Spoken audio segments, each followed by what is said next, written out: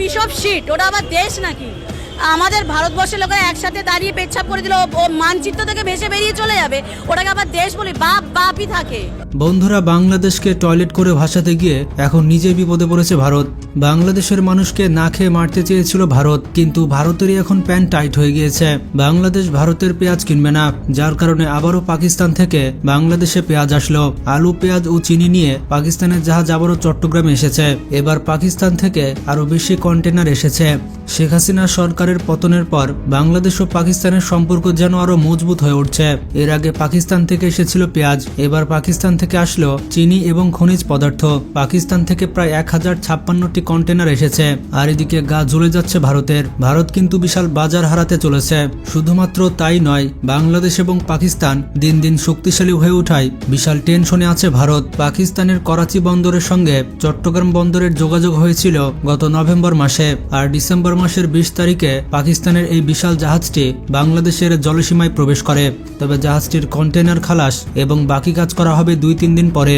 পাকিস্তান থেকে সব থেকে বেশি এসেছে পরিশোধিত চিনি। মোট 285 কন্টেনারে 1,70,000 ব্যাগ চিনি আনা হয়েছে।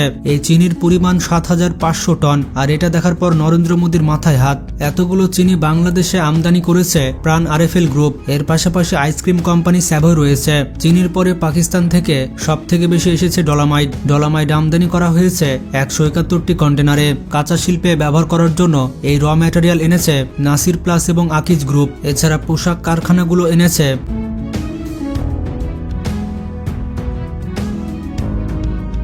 বিভিন্ন ধরনের কাপড়ের রোল। মোট 46টি কন্টেনারে রয়েছে এই বিশাল বিশাল কাপড়ের রোল। আলু আমদানি হয়েছে মোট 18টি কন্টেনারে। এছাড়া 20টি কন্টেনারে রয়েছে আখের গুড়। ব্যবসায়ীরা ও শিপিং এজেন্টরা বলছেন, যদি এই বাণিজ্য লাভজনক হয় তাহলে এই রুটে নিয়মিত জাহাজ চলাচল করবে। নতুন এই রুটের ব্যবসায়ীদের আগ্রহ বাড়ছে। গত 14 নভেম্বর প্রথমবারের মতো করাচি বন্দর থেকে ওই জাহাজটি চট্টগ্রাম বন্দরে আসার খবরে ভারতে কিন্তু ব্যাপক তোলপাড় শুরু হয়েছিল। রিপাবলিক বাংলা দেখিয়েছিল পাকিস্তান থেকে নাকি বিভিন্ন অস্ত্র এসেছে। বাংলাদেশে পাকিস্তানের অস্ত্র ঢুকছে, বাংলাদেশে অস্ত্র সরবরাহ করছে পাকিস্তান, যে পাকিস্তান খেতে পায় না। আর ভারতের মানুষ এটা শুনে তো প্যান্টে হিসু করে দিয়েছিল। ভারতের মিডিয়াগুলো পাকিস্তানের জাহাজ নিয়ে যা ইচ্ছা তাই বলেছিল, এমনকি ঠাকুমার ঝুলির গল্প বানিয়েছিল। পরে জাহাজ খুলে দেখা যায় মিসাইলের সাইজে বড় বড় আলু পেঁয়াজ ছিল।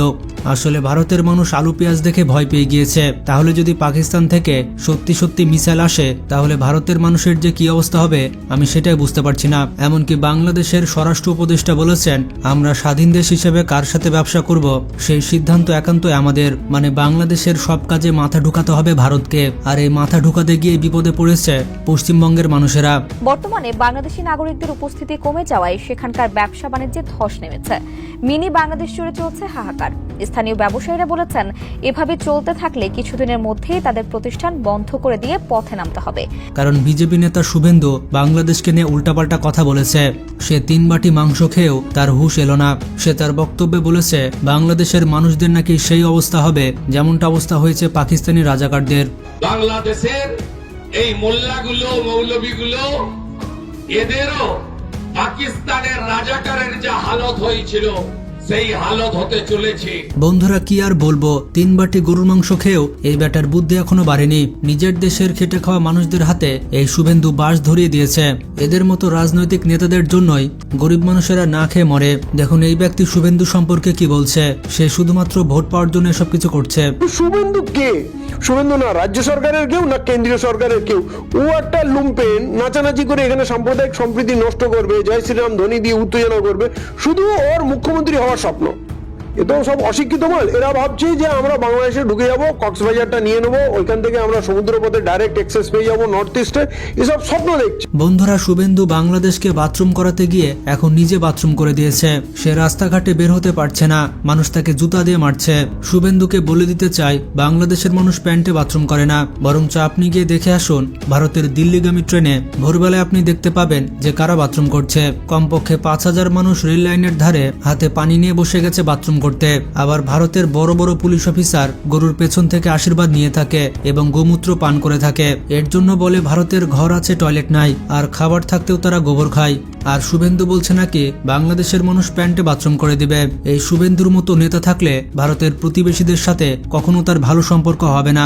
ভারতের পণ্য না গেলে না খেয়ে মরবে। 40টা রাফেল আছে, মাত্র 2টো রাফেলকে যদি উড়িয়ে দেয় ভারত, প্যান্টে বাথরুম করে ফেলবে। আর এক হকার মলম বিক্রেতা সাংবাদিক রয়েছে, সে বলে থাকে আলু পেঁয়াজ না দিলে নাকি বাংলাদেশিরা খেতে পারবে না। চিৎকার করে সোমবার থেকে যে কথাগুলো বলে যাচ্ছি, হক বিতর্ক, এটা অশ্লীলতা, চিরবির চিরবির চিরবির চিরবির করছে। আরে ভাই, বাংলাদেশিরা কলকাতায় না গেলে কলকাতার মানুষই না খেয়ে মরবে। দুটো হোটেল রয়েছে, প্লাস আমার একটা রেস্টুরেন্ট রয়েছে। মানে মোটামুটি আমি কি বলবো, কয়েক লক্ষ টাকা আমরা এখন বর্তমানে আমি লুজিকে আছি। আর এটা হয়তো ময়ূখ রঞ্জন জানে না, আর জানবেই বা কি করে, সে তো গোবর আর গোমূত্র পান করে। আসলে ময়ূখ রঞ্জনের কাছে ঘেউ ঘেউ ছাড়া কি আশা করা যায়? তার মাথার মধ্যে তো বুদ্ধি নেই, মাথার মধ্যে গোবর দিয়ে ভরা। তবে এবার ভারতকে আর ছাড় দিচ্ছে না বাংলাদেশ। মতন আমার সহপাঠীরা যারা আছে তারাও ডুবতে বসেছে। আপনারা ইন্ডিয়াতে আসুন, আপনারা কলকাতাতে আসুন, আপনাদের জন্য কলকাতা সেফ জায়গা। বাংলাদেশের উপর আর দাদাগিরি চলবে না। এই শুভেন্দু আমাদের রাফাল যুদ্ধ বিমানের ভয় দেখায়, কিন্তু শুভেন্দু জানে না আমরা কাউকে ভয় পাই না, আমরা যুদ্ধ করে দেশ স্বাধীন করেছি। বাংলাদেশের মানুষ চাইলে কলকাতাতে কৃত্রিম অভাব সৃষ্টি করতে পারে, আর অলরেডি কিছুটা করেছে।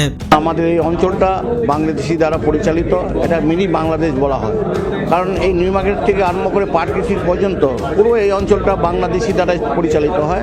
এখানে লোকাল কোনো কাস্টমার এখানে আসে না। যেখানে ডেলি 5,000 টুরিস্ট আসছেন বাংলাদেশি, সেখানে এখন 500 লোকও আসছেন না। ভারত কিছুদিন আগে তাদের বাঁধ খুলে দিয়ে বাংলাদেশের অনেক ফসল নষ্ট করে দিয়েছে। তাই বাংলাদেশের মানুষ এখন ভারত বয়কটের ডাক দিয়েছে। শুধুমাত্র মুখে নয়, বাস্তবে করে দেখে দিতে হবে ভারতকে। মার্ক স্ট্রিটের একটি কোনায় বসে 20 বছর ধরে পেয়ারা বিক্রি করেন দক্ষিণ 24 পরগনার আলমগীর মৃধা।